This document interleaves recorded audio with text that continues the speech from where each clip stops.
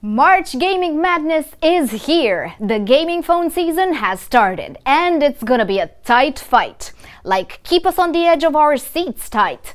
Are you ready?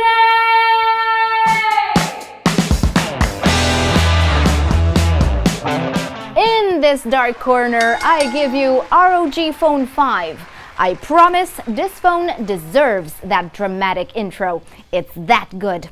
And you should believe us. After reviewing one of their first in the series and chatting with the ASUS team about the BTS process, we have a good idea where the ROG shines and where it sucks. Honestly, I'm happy to see it do more of the former. For all of our sakes. ROG Phone 3 didn't rock my world as I hoped it would, but hey, the 5 might actually do the trick. In about a week, ROG Phone 5 is gonna rule them all. Man, that line never gets old. Who? Gaming phones, I guess. How? I'd say it's through audio, a secondary display, and battery. Okay, battery isn't that exciting, but it's a lifesaver. Now, I just know ASUS isn't gonna skim over audio. They never did. I mean, mobile gaming may seem like it's all refresh rates and mobile optimized content, but audio plays a huge part.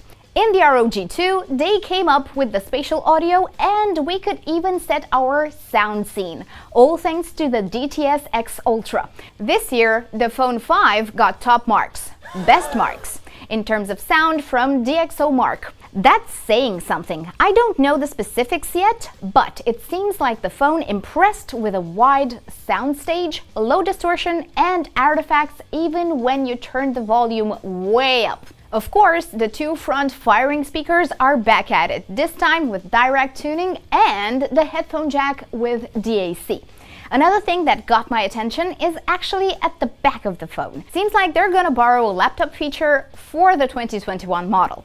By that, I am referring to the dot matrix display. That's the dynamic display that had a cute animation showing off the ROG logo or anything you choose for that matter. I don't know how much use we'll get of that, but if you're customizing your phone until it's the coolest thing around and super personal, then you'll be glad ROG 5 has it. Not sure how big the actual customizable part will be. To be honest, I'd like it to be reasonably big, not taking over the whole back of the phone, but not tiny either. To the point you can't show off anything really. And guys, are you ready to enjoy the monster battery again? A 6000 mAh cell that will take the cake again with 65-watt charging in tow. I can't tell you how happy I am there's a gaming phone maker out there who gets that 4500 mAh is not that impressive anymore. But you know what's the question I always get, and for gaming phones, really? You should kind of gloss over. Come on, you know it. It's... How's the camera? How do you think it is? Guys, come on, you can't expect a gaming phone to compare to the Pixels and Ultras and iPhones of the world. That said, that's not the worst around. I mean, if you aren't looking for pro results, you'll get by just fine with the triple combo. You know, the classic wide, ultra-wide telly. Plus, don't forget, ASUS is pretty crazy about tuning. You're gonna get so many things to play with and customize, you won't even give that a second thought. And if you do, like I said, March is gaming phone month. And actually, there's the Red Magic 6 to consider.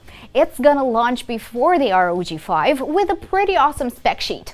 If ASUS made you itch to get your wallet out, Nubia will blow your mind with numbers. To start, an insane, over-the-top, do we really need it refresh rate. I think ROG 5 will top at 144 Hz refresh rate, so obviously Red Magic 6 will go even further. We're talking 165 Hz refresh rate, the first ever on a phone.